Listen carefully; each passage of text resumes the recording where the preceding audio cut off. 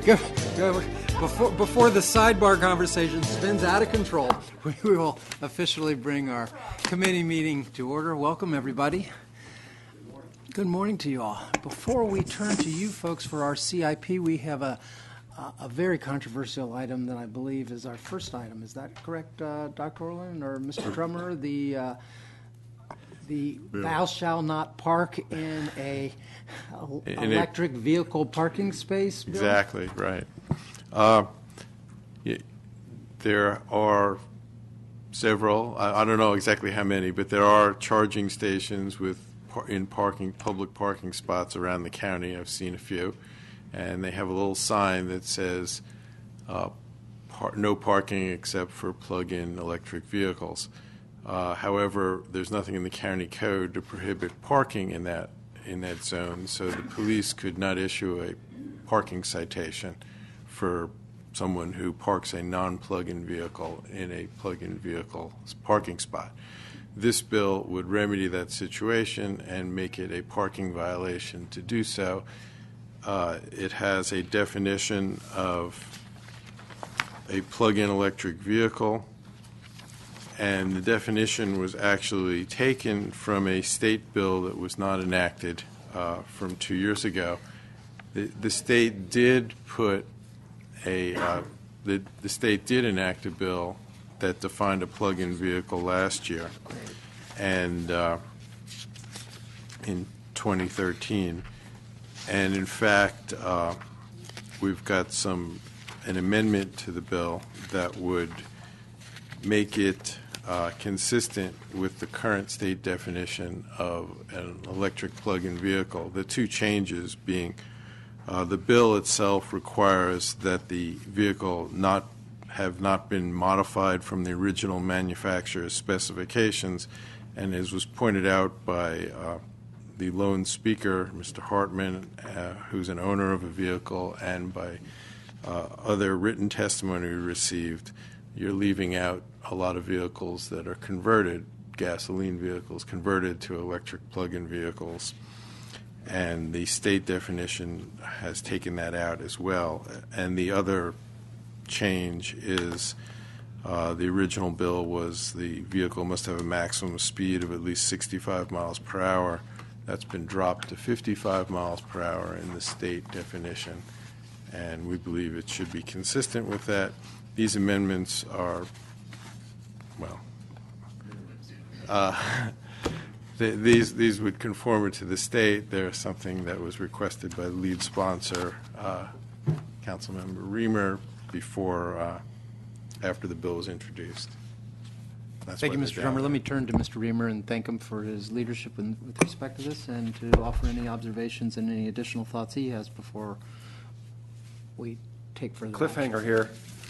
Thank you very much for considering this legislation today. I just would draw your attention to testimony from Mr. Lanny Hartman, who's here today in the front row, and he has pointed out, what we were generally aware of, that it is not an uncommon experience for electric vehicle owners to pull up to a parking space with a charging station and find that space has been taken by a non-electric vehicle. So, we can't do anything about that really until we allow our county to issue citations, and so that's what this bill will do. And thank you for doing so. We do hope to have more electric charging vehicle stations in the future, and so I think it's a good idea, Mr. Reamer. Ms. Florine. Just for fun. Are there many of these in the county? Do we have a lot of electric vehicles? Do we have any idea? Is your question how many electric vehicles or how many charging stations? Plug-in vehicles are there that aren't, that are official cars? The latest, there was a data on August of 2012, I believe, in the state of Maryland, it was a little short of 500 vehicles. In the statewide? Yes. Okay. But I believe the number, I got some unofficial numbers that the recent one is about, I guess is about 2,000, I believe. Total. Statewide? Yes. And I would, And how do you know if a car is electric? I mean, a plug-in. I mean, do you have to be plugged in to use the plug-in location? Just wondering.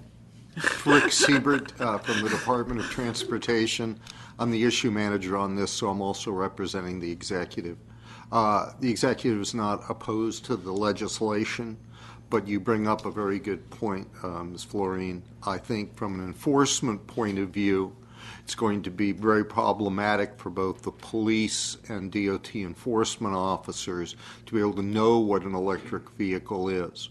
Also, I was very happy that the legislation does not include any restrictions on the ability to limit the amount of time you're in an electric vehicle charging space. I can see that in the future becoming an issue if an electric vehicle You is like parked park it in the overnight or space, something. but no longer actually using the equipment to charge, but remaining parked and taking up the space. So I think this is something that's going to develop over time as the technology changes in terms of how long you may stay in a space based on what kind of equipment is there to charge and the capability of vehicles. But I think we're going to be in for a period where there's going to be some controversy, pushback, some people not terribly happy when some vehicles can charge more quickly than others, and when there are so many different vehicles out there. Like, for example, well, you know, Council Member Berliner and I both have hybrid cars, so we don't get any. Is this free parking? It might be. The bill does not specify whether it's free or not. I would recommend that's a good thing. Private property owners may need to charge to be able to recoup the costs of supplying that parking. So, okay. Well, fine, whatever. Sure. Mr. Reamer, I think we have a fine outcome. Thank you very much for your support. Well, thank you, and Just I confess for- I am, and Just to be clear, all the technical amendments with that the staff have amendments, okay, proposed yes, are, okay. are in.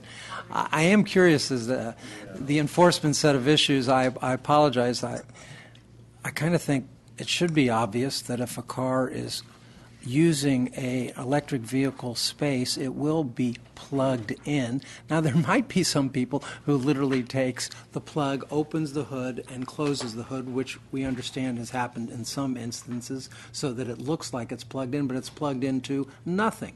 But there aren't that many electric vehicles, and typically manufacturers actually say electric vehicles because it is part of the branding of a car to demarcate it as an electric vehicle. So I don't get that this is going to be so complicated to figure out.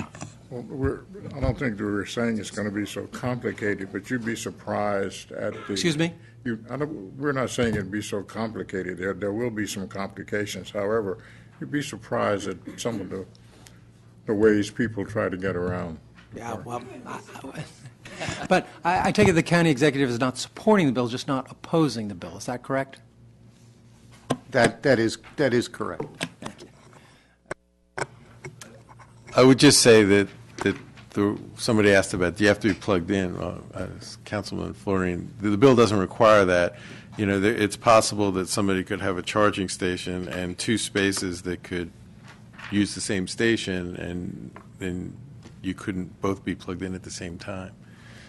You know, there's a lot of permutations that could happen, so the bill is not trying to do that. Additional quick comment on the number of vehicles. So in 2010, there was only one plug-in vehicle registered in the state of Maryland.